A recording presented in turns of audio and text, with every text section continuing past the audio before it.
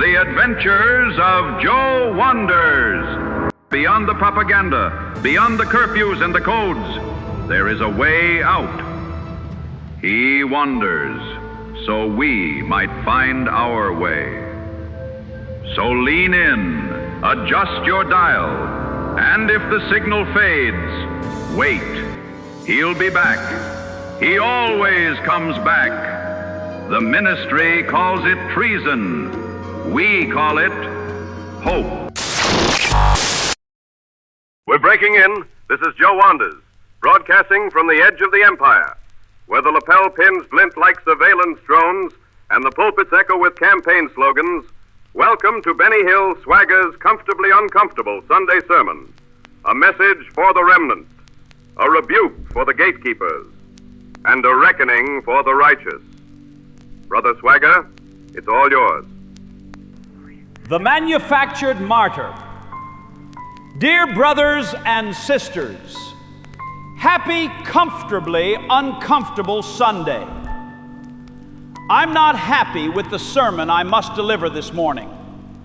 In fact, I'm as angry as a hornet in seeing my country, my church, and the world being so carelessly destroyed, and being done so by the very people who claim they love Jesus.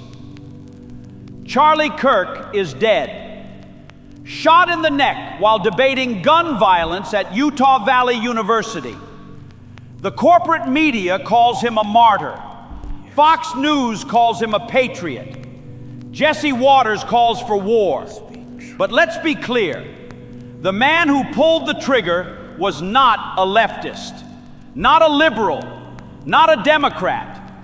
He was a suspected groyper, a follower of Nick Fuentes, the white nationalist who spent years accusing Charlie Kirk of being too soft, too inclusive, too pro-Israel, too anti-racist.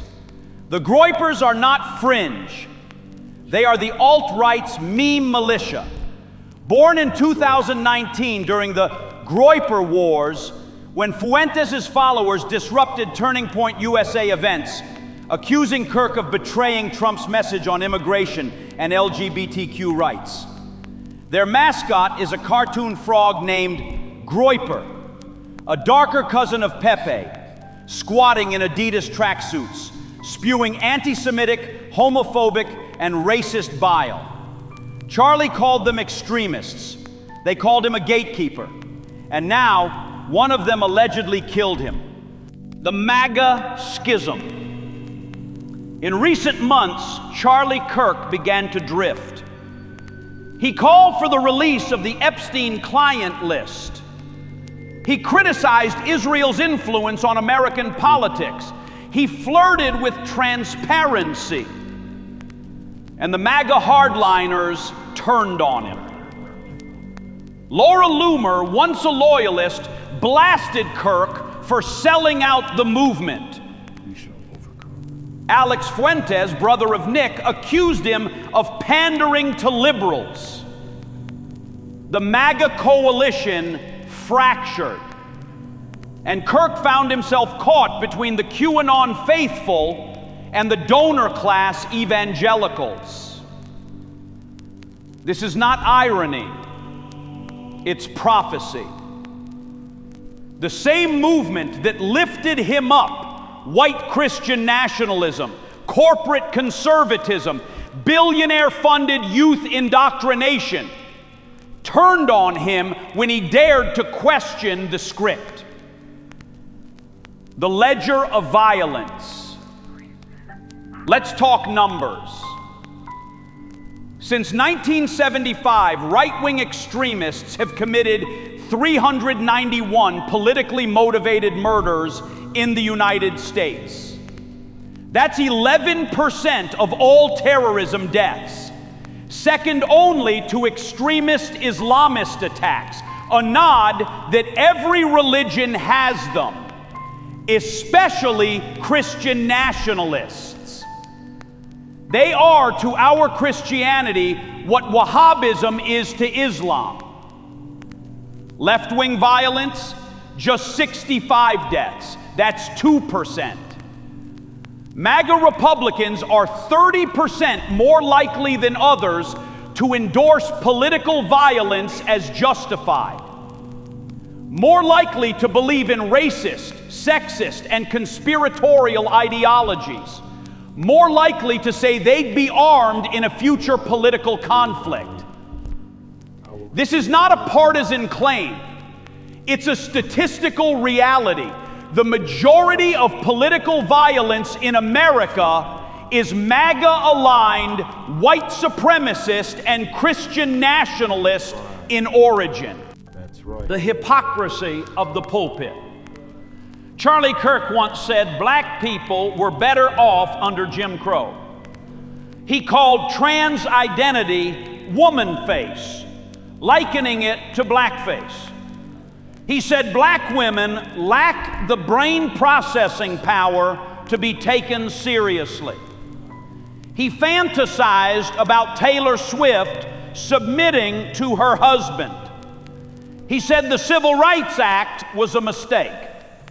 He praised stoning gay people as God's perfect law. And yet, when he died, Texas pastors wept. Church leaders called him a prophet. Fox News lowered their flags. Jesse Waters declared war on the left, ignoring the fact that the shooter was likely one of their own. But the darkest moment came not from Kirk, but from Fox and Friends. Brian Kilmeade, live on air, suggested involuntary lethal injection for homeless people and people with mental illness. Just kill them, he said, and his co-hosts nodded. This is not policy. It is spiritual rot. To those who still call themselves Christians, have you even read the book you claim to follow? Whoever closes his ear to the cry of the poor will himself call out and not be answered. Proverbs 21:13. Whatever you did for the least of these, you did for me. Matthew 25:40. Woe to you, teachers of the law and Pharisees, you hypocrites! You shut the door of the kingdom of heaven in people's faces. Matthew 23:13. This is not a sermon for the comfortable. It is a call to the remnant, to the real Christians, the real prophets, the real followers, the real believers, the real rebels, and those children who have been chased away from the love, grace, and mercy of Jesus Christ by the self-righteous charlatan hypocrites warned about throughout prophecy, especially in Revelation. Jesus isn't an asshole, they are. The bride has been bruised and battered by an abusive ex. It's time to lead her to the protective and loving arms of her waiting groom. Come out of her, my people. Leave the pulpits of propaganda. Leave the networks of necromancy. Leave the temples of televised cruelty. The church is not a brand. The gospel is not a gun. And the kingdom is not a campaign. May God have mercy on our souls and let justice come to the wicked perverters of faith who are acting way above their spiritual pay grades. Amen. Amen, Brother Swagger. This has been Joe Wonders, cracking open the veil to bring you Benny Hill Swagger's Comfortably Uncomfortable Sunday Sermon. Remnant Renegade broadcast complete. And now, you know how the story goes. Signing off.